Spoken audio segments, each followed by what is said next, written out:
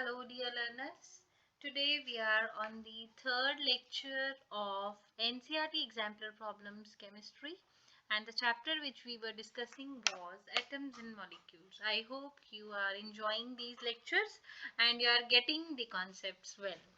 So let us start with question number 15, and our question number 15 is, so let's start with question number 15, right? Question number 15 is, see, question is that give the formula of the compounds. We have to give the formula of the compounds which are formed from the following sets. ठीक है जी, calcium और fluorine के साथ जो आपका बनेगा जी compound, वो बनेगा कैल्शियम फ्लोराइड CaF2। वाई? क्योंकि फ्लोरीन की वैलेंसी 1 है, कैल्शियम की 2 है, तो फॉर्मूला बना जी CaF2। वैसे रूल क्या होता है, सबसे पहले आप एलिमेंट्स के नेम लिखते हो, राइट, उसके बाद उनकी वैलेंसी लिखते हो जी। ये है 2 पॉजिटिव, ये 2 नेगेटिव, सॉरी ये तो 1 है, फ्लोरीन है, ठीक है जी। तो कैल्शियम के साथ क्या आएगा 1, फ्लोरीन के साथ क्या आएगा 2, तो फॉर्मूला क्या बन गया जी CaF2, राइट। So next है बेटे हमारा question, you have to write formula with hydrogen and sulfur. It is hydrogen sulfide, that is H2S। Nitrogen और हाइड्रोजन के साथ हमारा कंपाउंड बनता है जी ammonia NH3। It is a particular compound with a particular name, that is ammonia. Carbon and chlorine के साथ हमारा बनता है जी carbon tetra chloride, carbon tetra chloride, right. Sodium and oxygen के साथ हमारा बनेगा जी सोडियम ऑक्साइड Na2O, राइट। और लास्ट है जी कार्बन और ऑक्सीजन, कार्बन और ऑक्सीजन के साथ हमारा बनेगा जी carbon dioxide, right. Now see question number 16।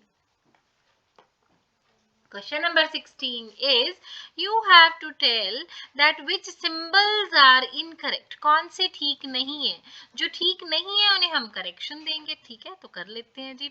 CO, this is not correct. CO बेटे हमेशा ही है फर्स्ट लेटर जो है सिंबल का कैपिटल रहता है और सेकंड जो है वो हमेशा स्मॉल रहता है। यहाँ देखिए कार्बन का सिंबल स्मॉल सी है, ये कैपिटल सी कर देंगे। यहाँ का एरर नजर आ रहा है, first letter capital second small. Aluminium, helium का सिंबल बिल्कुल करेक्ट है जी, ठीक है। और अब आया हमारा सोडियम, सोडियम फिर से इनकरेक्ट है, this is not correct. SO नहीं होता है, ये Na होता है। इसकी ओरिजिन जो है वो नेट्रिम वर्ड से है, सो इसलिए इसका सिंबल जो है दैट इज Na। अब देखिए क्वेश्चन नंबर 17। क्वेश्चन नंबर 17 क्या है बेटे, क्वेश्चन नंबर 17 है give the chemical formula of the following compounds. कहता है पहले तो इनके केमिकल फॉर्मूला आपने लिखने, फिर उसके बाद आपने कंबाइनिंग रेशो जो है वो, मतलब जो एलिमेंट्स कंबाइन कर रहे हैं उनकी जो है वो रेशो निकालनी है। तो उसने तो कहा है अपेंडिक्स 3 यूज कर सकते हैं, हमें किसी चीज की जरूरत नहीं है। तो फर्स्ट देखिए जैसे है जी, फर्स्ट है आपका अमोनिया, अमोनिया इज NH3। अब आपने रेशो बाय मास निकालनी है, ठीक है जी। जब आपने रेशो बाय मास निकालनी है तो इसका मतलब है जी कि atomic mass of nitrogen is 14, hydrogen का क्या है 1, कितने हाइड्रोजन है 3, तो ये रेशो क्या आ गई जी 14:3। सिंपल, पर ये है बहुत इंपॉर्टेंट एस्पेक्ट, ठीक है जी। ये था आपका ए पार्ट। अब आया आपका B part, carbon monoxide, carbon monoxide is CO। कार्बन का एटॉमिक मास होता है जी 12, ऑक्सीजन का होता है जी 16। तो जब आप इसको सिंप्लीफाई करोगे तो ये जो रेशो है आपके पास आ जाएगी 3:4 बच्चे। अब आप सी पार्ट देखिए, C part is hydrogen chloride, hydrogen chloride is HCl, right. तो हाइड्रोजन क्लोराइड की जो रेशियो बनेगी हाइड्रोजन 1, क्लोरीन का एटॉमिक मास होता है 35.5, तो ये रेशियो सिंप्लीफाइड सी है, नजर आ रही है, ठीक है, इसे कुछ भी करने की जरूरत नहीं है। Then comes aluminium fluoride, aluminium fluoride AlFl3, right. Aluminium का एटॉमिक मास होता है बेटे 27 और फ्लोरीन का एटॉमिक मास होता है बेटे 19, तो 3 को 19 से आप मल्टीप्लाई करोगे। जब आप इस रेशो को सिंप्लीफाई करोगे तो ये जो रेशो है वो आपके पास आ जाएगी 9:19। लास्ट पार्ट है जी इसका E part, it is magnesium sulphide. Magnesium और सल्फाइड दोनों की वैलेंसी 2 होती है, तो आपस में क्रिस क्रॉस होके फॉर्मूला बन गया जी MgS, राइट। मैग्नीशियम का जो एटॉमिक मास होता है वो होता है जी 24। सल्फर का एटॉमिक मास होता है जी वो है 32। तो ये जो रेशो आई आपके पास सिंप्लीफाई करने के बाद 3:4। Very very expected question. यहाँ आपने क्या बताना है, question number 18 again expected one. अगर आप ये क्वेश्चंस कर लोगे तो श्योर है कोई भी स्कूल है, कोई भी आपके किसी भी पैटर्न का पेपर आए, बट आपका पेपर जो होने वाला है that is going to be the best one, right, क्योंकि हम कर रहे हैं एनसीईआरटी एग्जाम्पलर प्रॉब्लम्स। तो नंबर ऑफ एटम्स प्रेजेंट बताने हैं in a given chemical species, मतलब आपने क्या बताना है, एटॉमिसिटी। तो यहाँ देखिए कार्बन 1, ऑक्सीजन कितने है, कार्बन 1 है, ऑक्सीजन 3 है, 1 + 3 4 हो गई जी इसकी एटॉमिसिटी। ठीक है जी, एटॉमिसिटी में आपने ये ध्यान रखना है, आपने इस आयन से कोई कंफ्यूजन नहीं क्रिएट करनी है, आपने सिर्फ नंबर ऑफ एटम्स काउंट करने हैं, दैट्स इट। अब ये देखिए फॉस्फोरस 1 है जी, और ऑक्सीजन कितने हैं आपके पास 4, तो इसकी एटॉमिसिटी कितनी हो गई जी 5। ठीक है, यहाँ देखिए फॉस्फोरस कितने हैं 2, ऑक्सीजन कितने हैं 5, तो ये क्या बन गया जी, टोटल एटॉमिसिटी कितनी हो गई जी 7। लास्ट है जी कार्बन मोनोऑक्साइड, एक कार्बन है एक ऑक्सीजन है, बात खत्म है, क्या एटॉमिसिटी कितनी हो गई जी 2।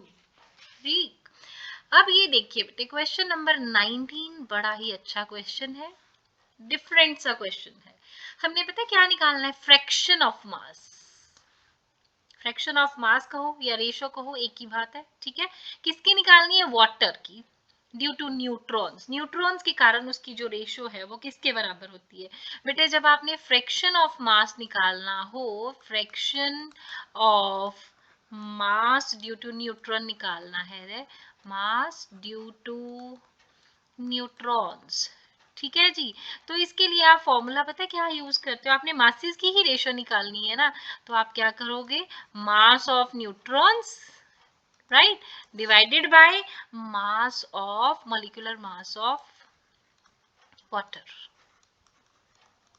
ठीक है, तो इसके लिए हमें पहले पता होना चाहिए कि मास ऑफ न्यूट्रॉन्स है कितना। वाटर है हमारे पास, वाटर का मॉलिक्यूलर मास कितना होता है जी, ये देखिए 1 × 2 प्लस ऑक्सीजन कितने हो गए जी, ऑक्सीजन है 16, तो ये आ गया हमारा मॉलिक्यूलर मास ऑफ वाटर यानी कि 18U। ठीक है जी, अब हमने निकालना है मास ऑफ न्यूट्रॉन्स। ठीक है जी, तो जब हम मास ऑफ न्यूट्रॉन्स निकालेंगे वो कैसे निकलता है, देखिए जरा, देखो बेटे हाइड्रोजन में न्यूट्रॉन्स कितने होते हैं, 0 होते हैं। कितने हाइड्रोजन है, 2 हाइड्रोजन, दोनों हाइड्रोजन में न्यूट्रॉन्स 0 प्लस ऑक्सीजन में न्यूट्रॉन्स कितने हैं। एटॉमिक नंबर की डेफिनेशन थोड़ा सा रिकॉल कीजिए, atomic number is either the number of electrons और द प्रोटॉन्स। ठीक है, और मास नंबर की डेफिनेशन अगर आप रिकॉल करोगे, mass number is number of neutrons and protons, तो ये कितने हो गए जी 8। सिंपल सा कॉन्सेप्ट है, तो मास ऑफ न्यूट्रॉन्स किसके बराबर आया जी 8U के बराबर। तो आपके पास फ्रैक्शन किसके बराबर आ जाएगी, सिंपली आपने लिखना ही तो है, फ्रैक्शन आएगी जी 8U divided by 18U। Formula हमने इस फॉर्मूला में वैल्यू पुट की है, जब आप इसे सॉल्व करोगे, ठीक है, यू से यू कैंसिल हो गया, 4 इसे 2 से ही डिवाइड कर लेते हैं, 4:9 फ्रैक्शन आ गई, यानी कि 4:9। सिंपल याद रखना है, जब भी आपने फ्रैक्शन निकालनी है मास की, तो वो कैसे निकलेगी बेटे, पहले आप मास ऑफ न्यूट्रॉन्स निकालोगे, फिर मॉलिक्यूलर मास उस पर्टिकुलर कंपाउंड का डिवाइड कर दोगे, तो आपके पास आ जाएगी जी फ्रैक्शन। ठीक है जी, अब आए हम क्वेश्चन 20 पे। क्वेश्चन 20 बड़ा सिंपल क्वेश्चन है, कहता है does the solubility of substance change with temperature. Yes, always remember it increases with increase in temperature. More the temperature, more will be the solubility. Simple. It increases with increase in temperature. तो आप कैसे कहोगे कि increase कर रही है with temperature? बेटे आप शुगर डाल रहे हो, जितना आप शुगर डालते जाओगे वो उतनी जल्दी डिजोल्व होती जाएगी अगर आप उसमें उसका टेम्परेचर जो है वो इंक्रीज करते जा रहे हो। So this is simple line which you can write. I hope you will be able to write it yourself. Fine. So with increase in temperature solubility of substance increases, and अगर example देनी है तो आप क्या कहोगे? More will be the amount of sugar in a particular volume of water, then you are going to increase more amount of temperature, right? अब आया question number 21। आपने क्लासिफाई करना है किस बेसिस पे? एटॉमिसिटी के बेसिस पे। देखो इसकी एटॉमिसिटी कितनी है? 2। इसकी एटॉमिसिटी कितनी है? 3। नाइट्रोजन और ऑक्सीजन नजर आ रहा है? सिंपल सा क्वेश्चन है। यहाँ नाइट्रोजन 2 है, ऑक्सीजन 1 है, तो यहाँ कितनी हो गई जी? 3।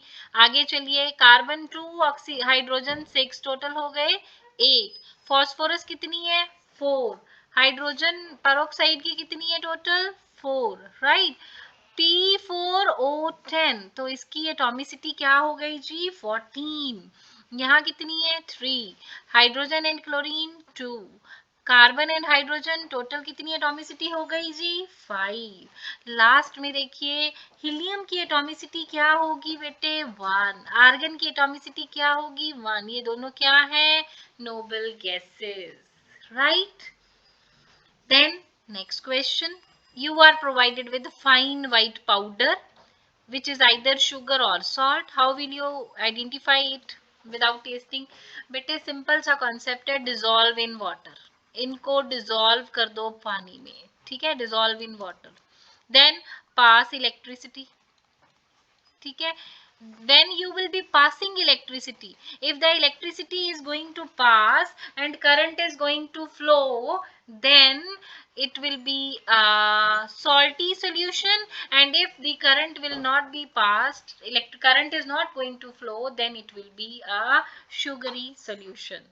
Simple, ठीक है जी। नेक्स्ट लास्ट क्वेश्चन आज की वीडियो का, नंबर ऑफ मोल्स आपने कैलकुलेट करने हैं। नंबर ऑफ मोल्स किस में कैलकुलेट करने हैं? मैग्नीशियम रिबन में। मैग्नीशियम रिबन का वेट कितना है जी? 12, और मोलर मास भी उसने दे दिया 24 ग्राम पर मोल। तो ये इसका फॉर्मूला क्या होता है? Given mass over molar mass, that's it. Given mass कितना है जी? 12। मोलर मास कितना है जी? 24। तो ये कितना आया? 1/2, that is 0.5 mole. So I hope आज की वीडियो के सारे ही क्वेश्चन बहुत ही अच्छे थे और आपको सबको समझ आए होंगे अच्छे से। आपने आज का वीडियो डेफिनेटली बहुत अच्छे से समझा होगा। सो हो सके तो आप शेयर भी कीजिए, लाइक कीजिए चैनल को। By that time, thank you and stay blessed.